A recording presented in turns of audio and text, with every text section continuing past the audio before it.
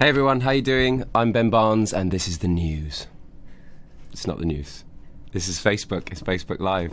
I'm here to talk about Westworld, which is HBO's show in which I play the character of Logan.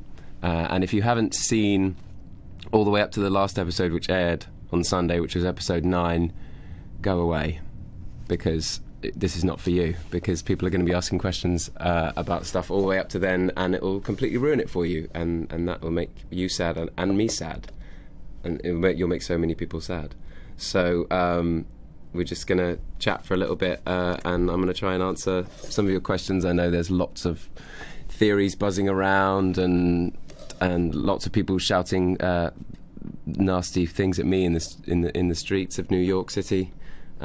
Because I'm not behaving very well on the show, and so I'm going to try and talk to you about some of that stuff. And I've got a screen over here which is going to come up with your questions, and I'm going to try and read them and answer them, because there's no smoke and mirrors here. I just want to tell you what's going on. I've got coffee and water and various things I can play with here. I feel like I've got my own chat show. Except there's no audience and no band, and I've got no content. All right, so the first question is from, is this what I do now? Yeah. The first question is from, someone does that. The first question is from Aaliyah P, and she says, how different are you from Logan? If there was a Westworld, would you go there and do the same things Logan's done in the show? How different? Logan was actually based entirely on me in the first place. They came to me before they wrote the show and said, we'd love to base... No, it's not at all. Logan and I are very different. I think empathy would probably be one of my defining characteristics. If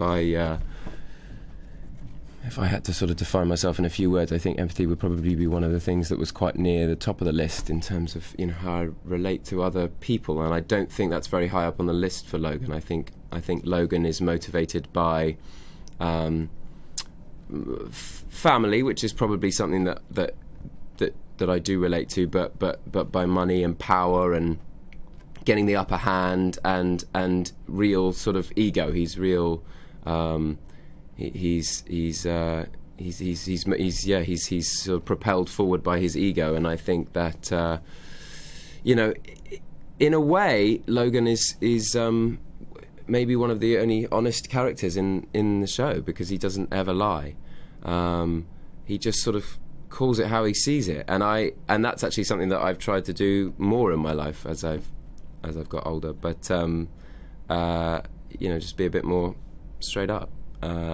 Which I do admire, and I think when you're playing a character like that, you have to find things that you can kind of attach yourself to in order to portray him in a realistic way. But that's a very serious answer to your probably quite light-hearted question. All right, moving on. James H. There's a lot of people out there with surnames with just one letter. James H. Of the characters you play opposite Dolores, Will, anyone else, which one do you think brings out the worst in your character or the best in you as an actor? Evan Rachel Wood, who plays Dolores, is obviously brilliant. There's no getting around it. She's basically doing the acting Olympics. She's sitting in front of Sir Anthony Hopkins, and Jeffrey Wright. Oh my God, Jeffrey Wright.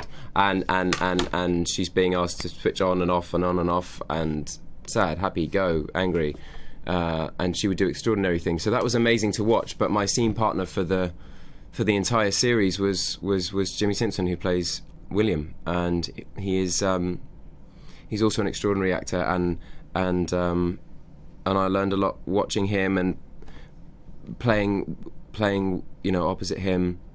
And it really is, playing is a good word, because you try different things on different takes, and you see how this relationship really functions. And we were kind of investigating this relationship, and we would get the scripts almost concurrently with filming, so together we were trying to work out what their relationship was and what was going on. We were held in suspense as much as you guys have been watching it. So I have to say thank you to Jimmy publicly in this forum on my chat show. I want to say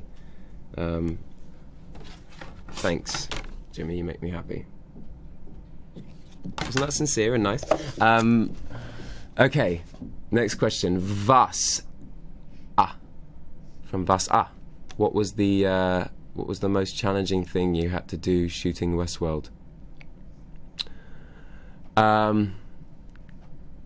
Okay, I'm going to tell you a secret. The hardest thing was the first day, because I was actually in England when I got this job, and I had to fly the same day that I got the job and start shooting only a few days later. And I managed to essentially break my foot on the way, running down the stairs to get in the taxi to go to the airport. And I never told anyone because I just tried to hide it, because I was too afraid that I would lose the job. So in my very first day of filming, which was the next day, you can see I'm sort of hobbling along with this kind of cowboyish limp, which I then tried to maintain for the next year, just so that I could pretend it was a character choice. But really, I had a very purple foot. I even had a medical. You have to when you get a job in this business, you have to do a medical exam, and you sort of have to pass this physical test. But I refused to stand up during mine. I just sort of pretended I was. It's just not very polite, and I was like, "Come in, sit down here with me where I can't stand up from." So walking was the hardest part of shooting this for me. Probably shouldn't have told you any of that. Right. Next question, Kate L. Some viewers see your character as the villain. Do you think there really is a villain? I've dribbled everywhere. Do you think this really is a villain in the conventional sense in this show? Well, villain is a good word. I think there's lots of antagonists, and I think that makes for something much more interesting, because you have the protagonists in terms of Dolores, and I think it could even be argued that Maeve is a protagonist. I mean, everyone is the protagonist of their own story, really, and I think that's part of what this show is about. Is that it's a bit like a video game. So, as far as I'm concerned, Logan is the hero of this game. I've gone to Westworld to play my version of this game, and I'm going to win, and it's as simple as that. And I think there are other characters who aren't quite sure why they're there, and obviously I have ended up becoming a bit of an antagonist to Jimmy's character William, and obviously the unbelievably brilliant and terrifying Ed Harris has become a bit of an antagonist for almost everybody else, and Anthony Hopkins' character Dr. Ford has become a bit of an antagonist for Bernard / Arnold. I told you shouldn't be watching if you haven't watched episode 9.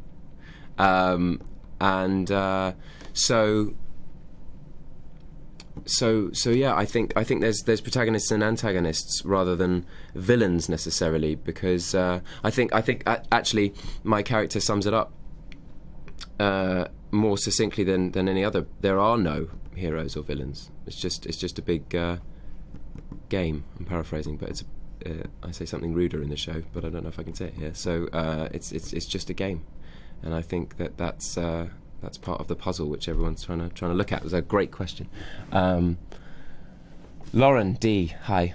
What were your thoughts when you read the script for episode 9 and read the shift in the dynamic for the relationship between Logan and William? How fun was that to shoot? P.S. You and Jimmy are so great. Oh, thank you.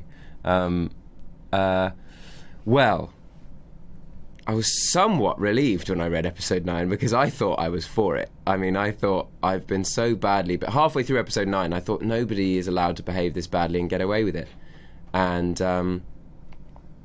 there hasn't really been, we'd seen only a few episodes ago how a human character, it's possible for them to bite the bullet. So I knew that all the rules were out the window. I knew that human characters could end up 6 feet under. So I thought probably I was the next. So when I read episode 9, I was actually thrilled, and there was some great dialogue for me as well in episode 9. I really enjoyed those really fun scenes where I'm unashamedly overacting with a chicken wing with Jimmy and Evan, and just enjoying myself immensely. So it is fun to play the naughty bad guy. That's I can attest to that. That's true. All right, Rachel W. Logan seems to always be in the middle of a fight. Did you ever get accidentally hurt while filming Westworld? Well, you've already heard that I managed to just to hurt myself before I even got there. Actually, I think I got off pretty lightly on this one. In most films or shows I've ever been in, I usually play the character who is down on their luck or clumsy, and I'm being asked to throw myself on the ground an awful lot. And I got off pretty lightly on this one. I think the other characters were sort of being mown down left, right and centre, and, tied up to things and sitting in cold rooms with no clothes on, and I basically got to saunter around misbehaving, and really only had 2 costumes the entire series. So for me, it was I managed to get off pretty lightly on the injury front compared to normal. Jason, how difficult is it for a British guy to do an American accent? Does it interfere with your performance at times? It's well, I've been doing American accents. I don't think I've played a Brit in about 5 years or something, which was it's completely incomprehensible to me. I thought that when I got into acting that I would be doing sort of mostly period dramas and Hugh Grant-esque roles, and I've been extraordinarily lucky in that people have trusted me with playing sort of quite almost quite stereotypically American roles in terms of Americana, street buskers, or Samuel Adams, one of the founding fathers of the country, or even Logan to some extent. So I love doing accents, and I've always done them. My first ever film I ever did, I played a Russian, and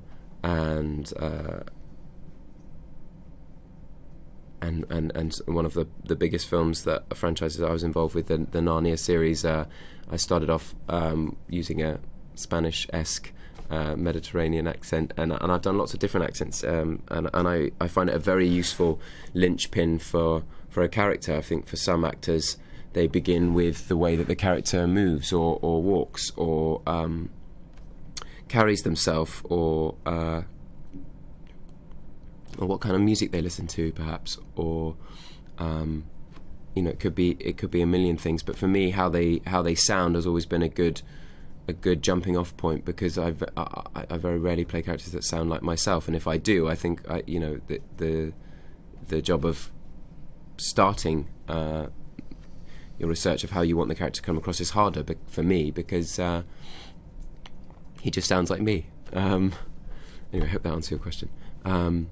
Fran Morgan, hi. Who were your inspirations for the character of Logan? He seems like a more foul-mouthed version of a Lord Henry Wotton from Dorian Gray. Out to push all the corruption buttons. I like that phrase, corruption buttons. Yes, he's definitely more of a Lord Henry than a Dorian.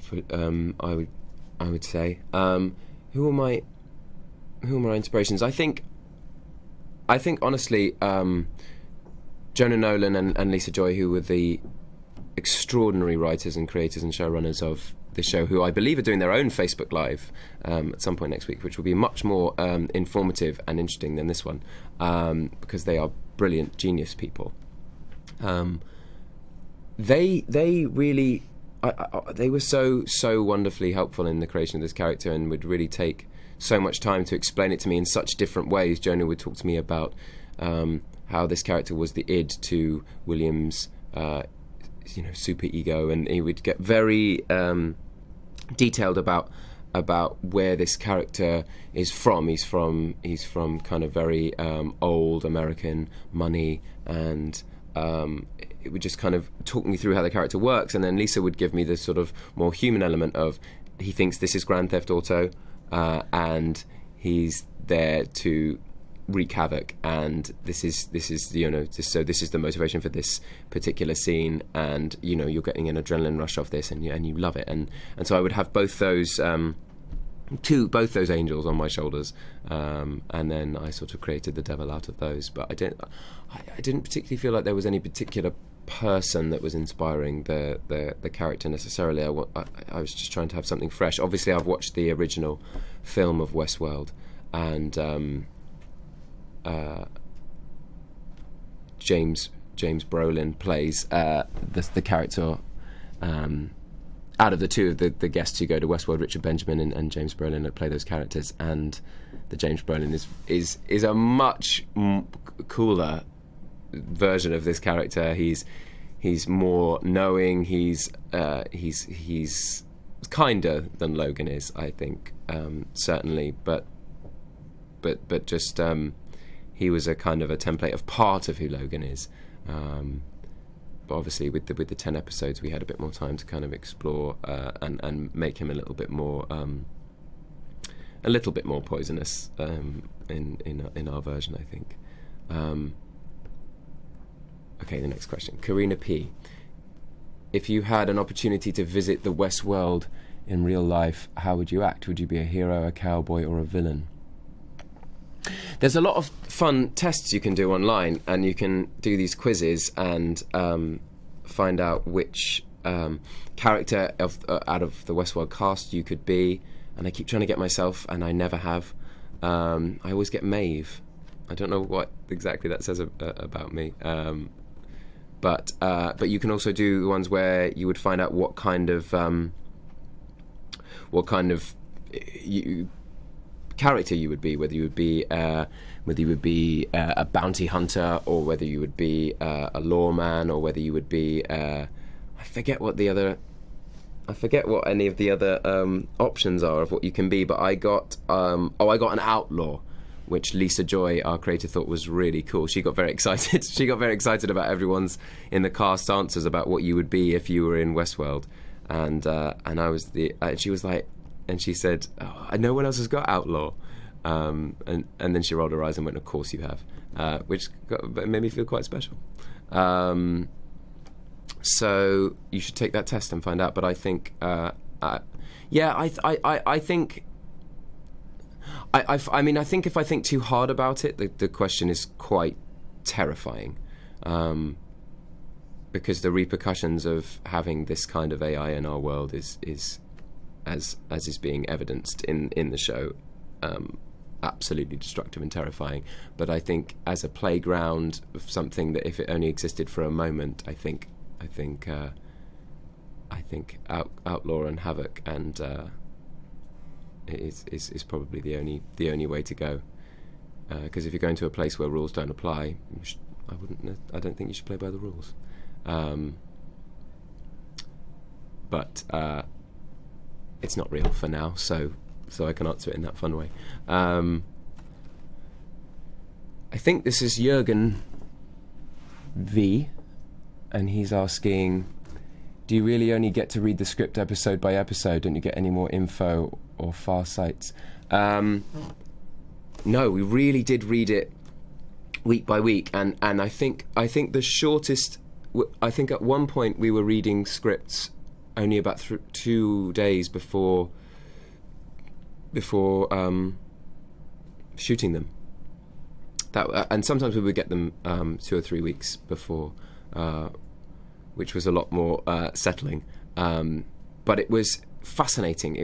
I mean, I think in the Victorian era, authors like Dickens would serialise their novels, and you could read them chapter by chapter in the newspaper. And so it felt a little bit like like that, but we weren't able to binge. See, at this point, some of you, I'm sure, will have collated as many episodes as you can, and maybe on a Sunday done 3 or 4 episodes. I certainly know some of my friends who've done that, and then they send me texts with lots of exclamation marks in them. I can't believe this, or that, or you. And so I've completely forgotten what I was talking about. But what was the question?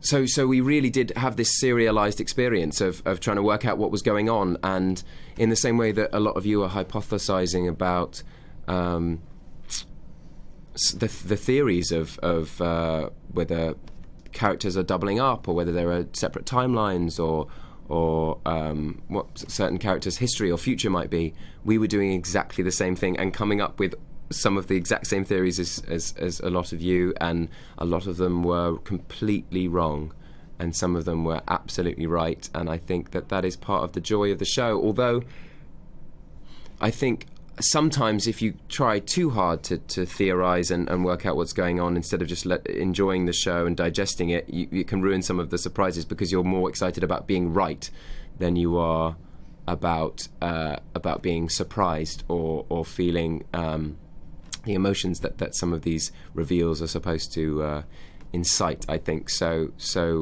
stop thinking too hard and just enjoy the finale for what it is, and let it wash over you like a huge, terrifying wave. Okay, we've got time for about 3 more questions, and the first of which is from Barry, and he says, if you could go to another world, you know, like the original movie, he's put that in brackets.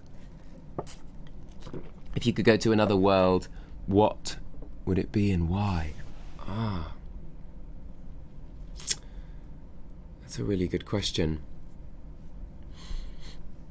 Because Cowboys is only one. I mean, I know in the original movie, I think there was Roman world, medieval world, and Roman world, or future world. Future world was the sequel. Medieval world and Roman world, I think. And so these universes are limitless, really. I do like the idea of the sort of speakeasy 20s New York world.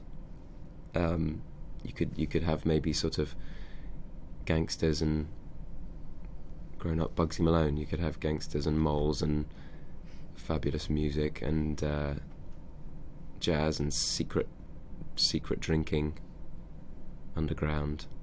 I think that would be quite a fun world. But I'm just making that up off the top of my head. I'm sure there are much better answers, and you should tell us what they are, because it's hard having your own chat show, because you've got to think of things on the spot, and there's no one here to react. So I'm starting to feel very self-conscious. Okay, Caleb Stewart. Which scene with your character are you most proud of? Oh, that's a really good question. I think there are certain sort of tentpole scenes when you have an ensemble cast like this, you're sort of looking for those moments which will really help define your character. And I think the first of those for me was probably in episode 2, where I stab that host in the hand while I'm talking to William to sort of make a point about the fact that they're not real, and their pain is not real, and he should let loose and feel free to break the rules and break those and sort of push those boundaries. I think that was the first one. And then in episode 5, in the much discussed pariah orgy scenes, I sort of lay down the truth to Logan, or my truth, and I recall incidents from the sort of the real world, and I think that was something that I really looked forward to as a challenge, about going, I know this all feels very real, but it's not. Remember what the real world is. And he sort of reveals a little bit of a darker side of his character from the real world, which was a great challenging scene, particularly because I was surrounded by about 500 naked people painted gold in various curious positions. So that was quite distracting. And then most of episode 9, I really enjoyed. Somebody asked earlier what my reaction was when I read the script to episode 9, and I just found it thrilling because it was Logan's on top for about 10 minutes, and and it's good to be the king, or the hand of the king. I noticed a lot of people noticed that the pendant that I steal from one of them Confederados looks a little bit like the Hand of the King badge, which I thought at the time, and I thought, I bet somebody on the internet will notice that looks a bit like the Hand of the King. It wasn't intentional in any way, but I think it's really fun, and I have noticed a few people on the internet sort of checking that, and so that's really fun, and I feel vindicated that I was right, that somebody would say that, and now I'm doing that exact thing that I said don't do, which was to just try to be right, but I am right. So all right, sadly this is to be the last question. It's from Charlie, and he says, if you could be in any other HBO show, which one would it be? Oh, that's such a good question. I watch